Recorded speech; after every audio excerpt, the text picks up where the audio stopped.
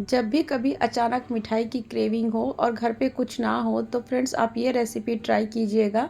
इसे आप 10 मिनट में और बहुत कम इंग्रेडिएंट्स के साथ बना के तैयार कर सकते हैं और ये बिल्कुल मार्केट जैसी, बल्कि मार्केट से भी अच्छी ये बन करके तैयार होती है। और यहाँ पर आप इसे देख सकती हैं कितनी सॉफ्ट और कितनी मुलायम बन करके तैयार हुई थी। तो चलिए फिर बिना देर के रेसिपी को शुरू करते हैं।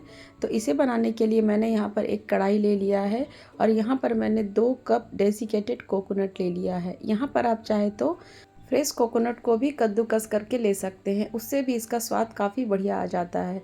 इसके बाद हम इसमें डालेंगे 1 टेबल स्पून घी और डेसिकेटेड कोकोनट को हम घी के साथ 1 से 2 मिनट तक के लिए भूनेंगे। लेकिन गैस का फ्लेम को यहाँ पर आप लो पे ही रखिएगा। धीरे धीरे हम इस तरीके से इसे भूनेंगे और इसे हमें तब तक भूनना है जब तक कि इसका कलर थोड़ा सा चेंज ना हो जाए और इसके अंदर से एक बढ़िया सी खुशबू ना आने लगे। तो देखिए यहाँ पर आप देख सकते हैं नारियल का कलर भी चेंज हो गया है और काफ़ी अच्छी खुशबू भी आ रही है। तो चलिए हम इसे एक प्लेट में ट्रांसफ़र कर देते हैं। इसे हम एक प्लेट में निकाल देंगे ताकि तब तक ये नारियल ठंडे होने लगे। अब हम सेम कढ़ाई में 1 कप दूध डाल करके हम इसे अच्छे से चला लेंगे। यहाँ पर मैंने उबले हुए दूध का इस्तेमाल किया है। अगर आप यहाँ कच्चे दूध का इस्तेमाल करें तो पहले से अच्छे से उबाल लें। इसके बाद मैंने यहाँ पर डाला है 2 टेबल स्पून दूध की मलाई। अगर आपके पास दूध की मलाई ना हो तो आप 2 चम्मच मिल्क पाउडर भी डाल सकते हैं और अगर दोनों चीज़ें ना हो तो आप दोनों को स्किप कर सकते हैं। अब हम यहाँ पर डालेंगे 100 ग्राम मावा, जिसे खोआ भी कहते हैं। आप इसे इसमें डाल करके इसे बढ़िया से मिक्स कर लीजिए। दूध के गर्म होने की वजह से मावा ये जल्दी से मेल्ट हो जाते हैं। और अब हम यहाँ पर डालेंगे शुगर पाउडर। यहाँ पर मैंने पिसी हुई चीनी का यूज़ किया है। आप चाहे तो नॉर्मल चीनी का भी इस्तेमाल कर सकते हैं, लेकिन उसे पकाने में थोड़ा टाइम लगेगा, इसलिए मैंने यहाँ पर शुगर पाउडर का इस्तेमाल किया है। साथ में हम यहाँ पर डालेंगे 1 टीस्पून इलायची पाउडर और इन सबको हम बढ़िया से मिक्स कर लेंगे। जब सारी चीज़ें बढ़िया से मिक्स हो जाए तब हम इसमें डाल देंगे भुना हुआ कोकोनट। इसके बाद हम इसे बढ़िया से मिक्स कर लेंगे। इन सारी चीज़ों को बढ़िया से मिक्स करेंगे, लेकिन गैस का फ्लेम को यहाँ पर एकदम लो पे रख दीजिएगा, नहीं तो ये जल्दी से सारी चीज़ें सूख जाएंगी और आप बढ़िया से मिक्स भी नहीं कर पाएंगे। सभी चीज़ें जब बढ़िया से मिक्स हो जाए तब लास्ट में हम यहाँ पर डालेंगे फूड कलर। ये टोटली ऑप्शनल है, आप चाहे तो डालिए या तो फिर आप इसे स्किप भी कर सकते हैं।